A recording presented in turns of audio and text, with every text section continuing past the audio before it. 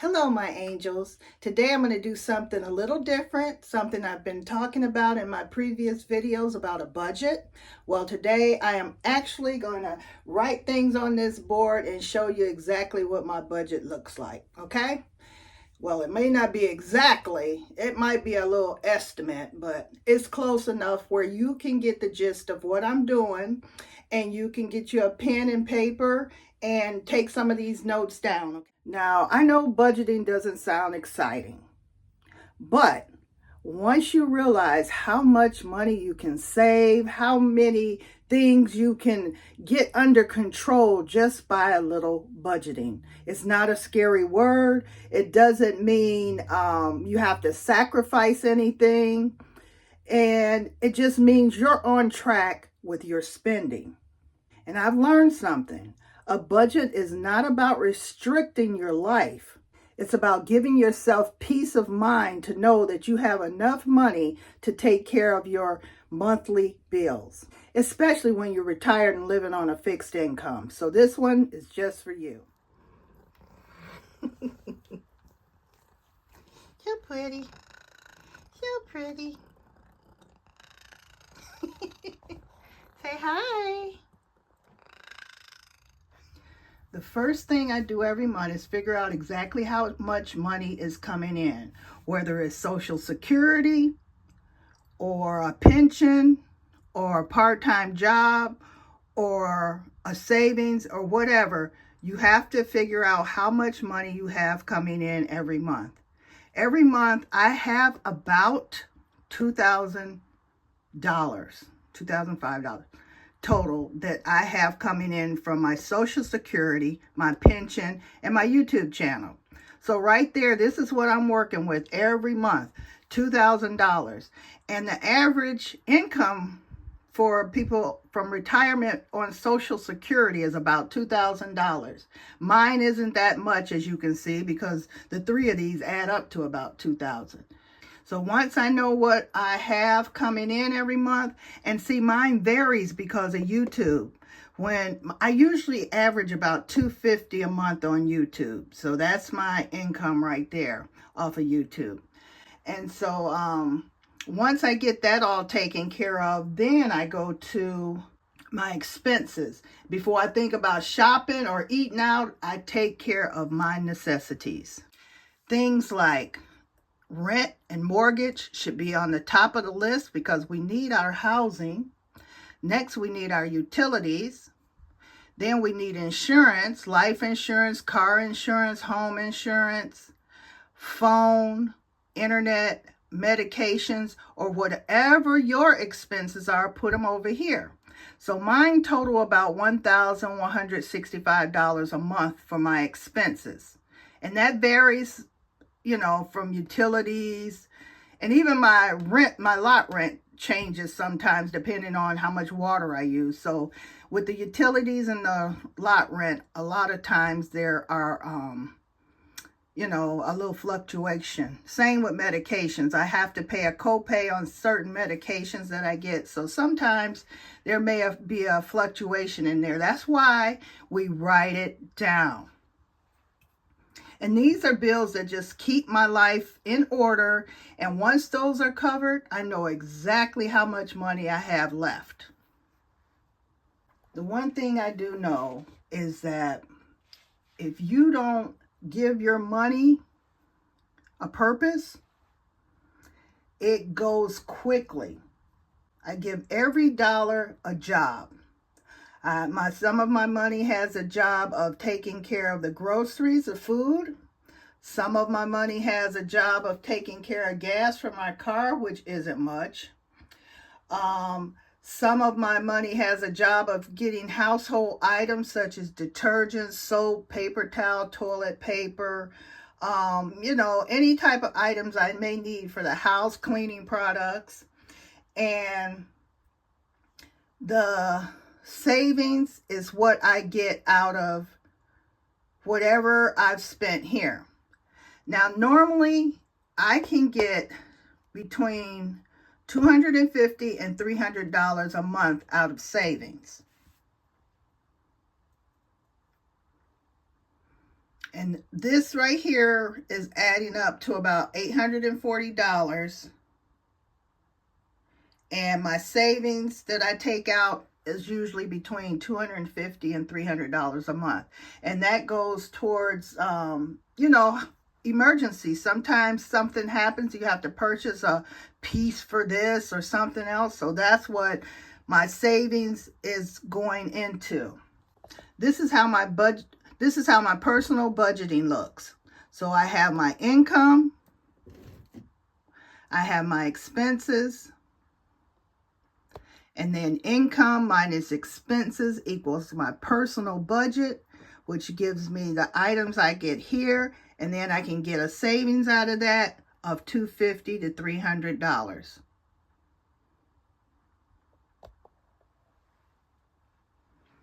And see how easy that is? So remember, income minus expenses equals a personal budget. And with that personal budget, you do whatever you have to do with it, including making you a savings out of it. So I hope that little demonstration right there helped to show you guys how I actually budget, or how you can budget as well. Because I try to keep my life as simple as possible.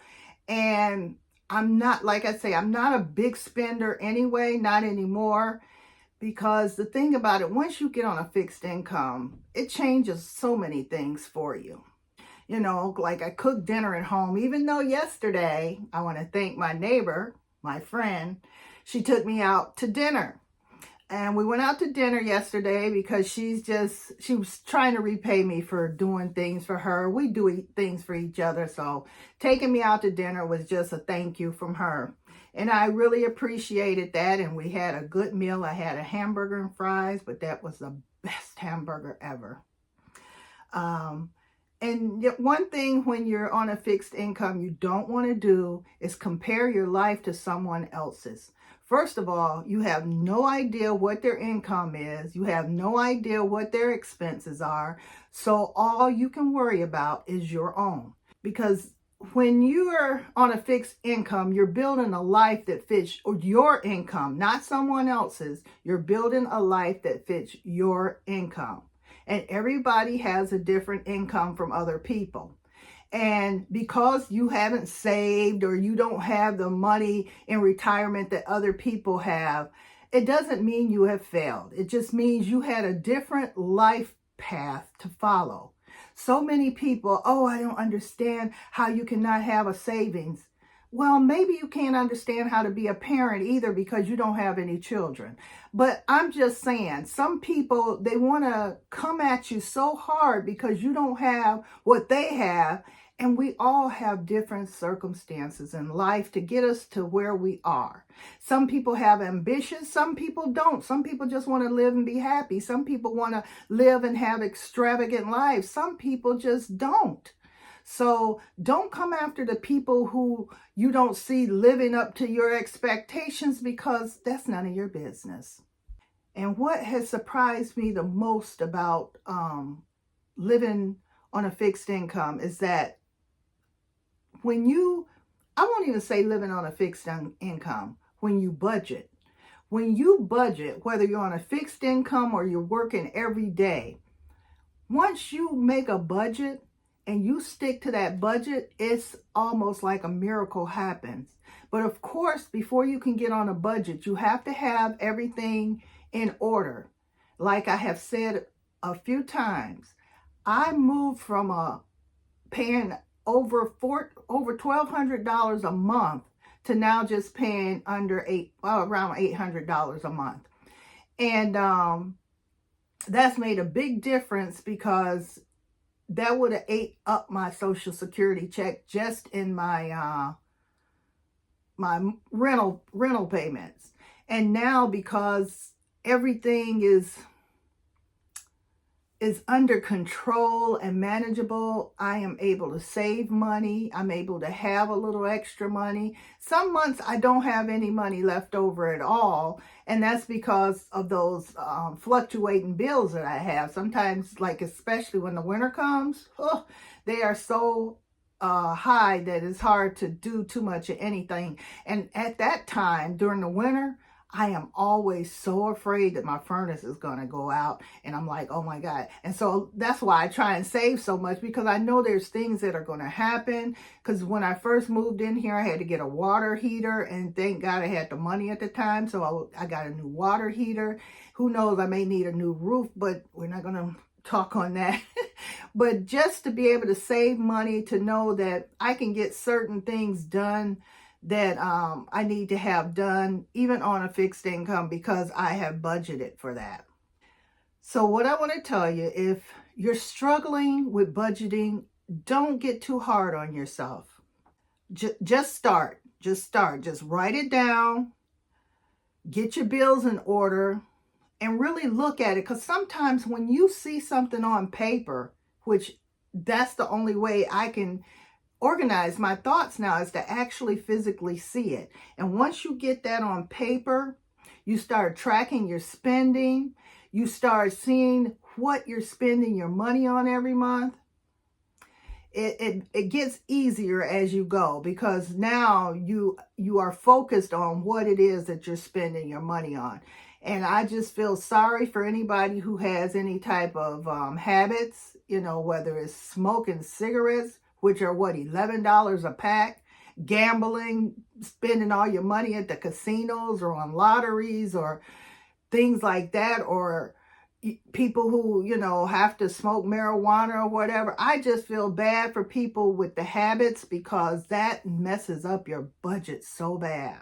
But sometimes just having a small income, it still gives you a beautiful life. It's just how you look at it.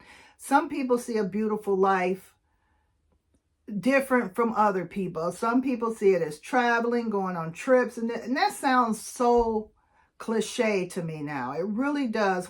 Even when I say it to people, oh, I want to travel, that sounds so cliche.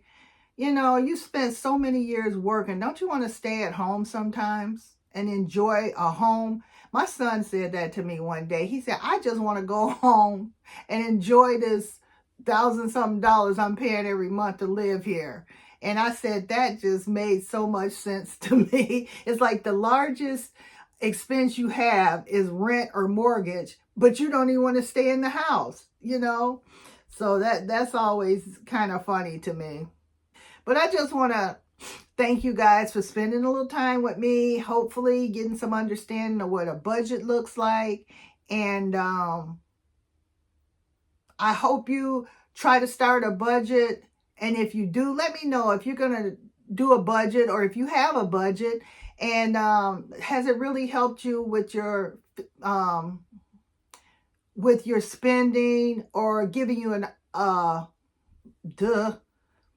let me know if it's really helped you with spending, if it's really helped you with savings. Has it really been something that's really good for somebody on a fixed income or not? Let me know in the comments, and I'll see you guys in the next video. Bye.